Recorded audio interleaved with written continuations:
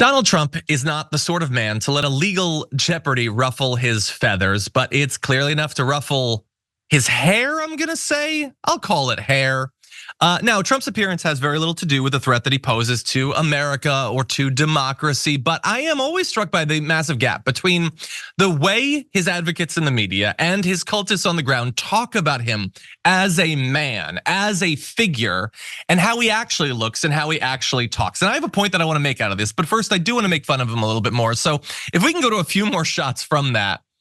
You can see a little screenshot here of obviously there's a little bit of a problem there, and in the back it's actually worse. So if you're Donald Trump, don't let anyone stand behind you.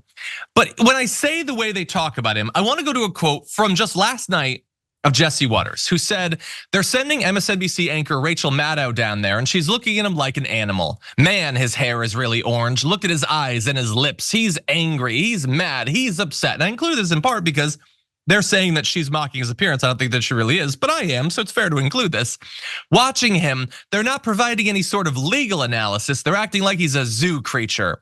And what happens with King Kong? You remember, boom, it's not going to be good. So he's gonna bust out of his cage eventually. They're not gonna be able to keep him down. Well, first of all, on Rachel Maddow's show, they do the legal analysis. I don't watch it, but they do it. And I've done more than enough this week that I feel comfortable talking about it in these terms.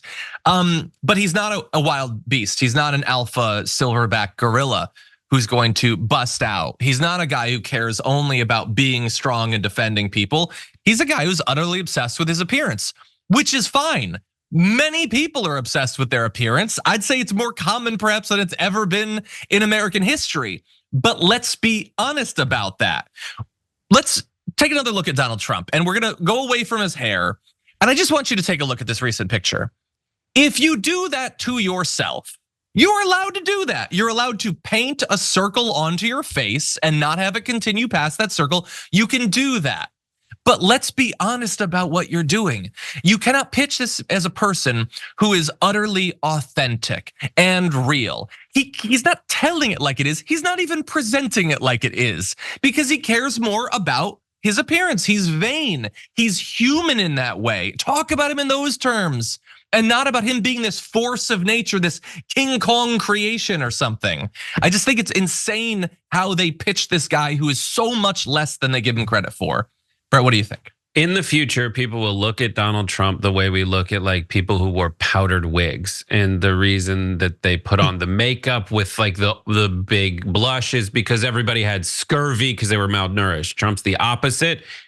And the best thing when you see, as someone who's had professional makeup applied to his face, when you see like a giant gap over the ear, like you see, Trump does his own makeup is what that means. So your Lord and Savior, Donald Trump, stands in the mirror and applies like tinted moisturizer.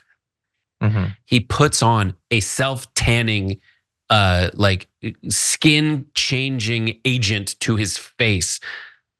That's not in my book, because I'm such a toxic masculine guy, and according to Turning Point USA, I'm how we should be. A guy who puts makeup on his face is not a real man. They do say that. They do seem to think that. To me, it gives like a Morton Joe vibes.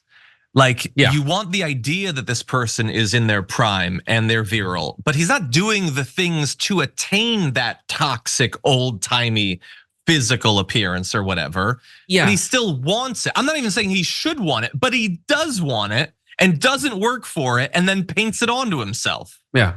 It's so Wizard be honest of Oz, about that. It's all that. Yeah, he can't, who he is as a person physically is not impressive.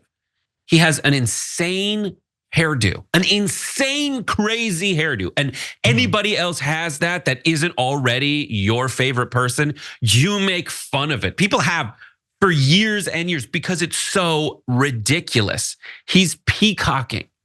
And these folks are pretending that it's not ridiculous. They are gaslighting you into thinking this is how people should look. They're gaslighting you to think he has a rippling physique. You could say he's confident. You could say he put little Marco in his place with words.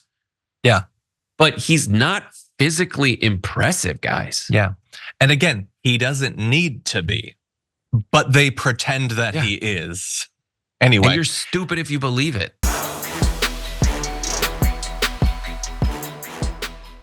Thanks for watching our video. Did you know that you can support our show by becoming a subscriber?